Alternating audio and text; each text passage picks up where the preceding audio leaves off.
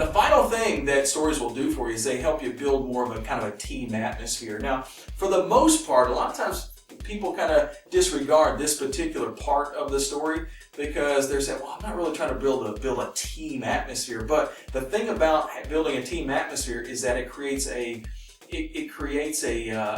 environment in your presentation that makes it much easier to deliver that presentation to the audience, right? So if the audience is really into your presentation, then you can kind of tell just by looking at them that they're on your side. One of the things that we kind of teach very early on in the Fearless Presentations classes, we always say look for the friendly faces. One of the neat things about looking for the friendly faces is that when you say something that really connects with somebody in the audience, they kind of nod and they go, oh man. Once you see that, that's when our confidence really grows. We say, oh God, I communicated well in that situation. So, I'm going to keep doing it, right? So basically, it helps you kind of build your confidence as you're presenting.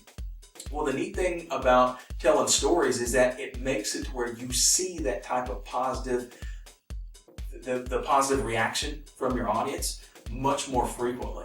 And because you're seeing it more frequently, it really helps you kind of grow your confidence. And that's really where telling stories will actually lead to, is because when you give bullet pointed presentations, when you're doing that click, talk, click, talk, click, talk, click, talk, it is very challenging to create kind of a flow in your presentation. But when you give a story, it's really easy because basically all you're doing is you're just playing a video in your head of what happened at this specific moment, and you're just kind of giving details about what's playing in your head.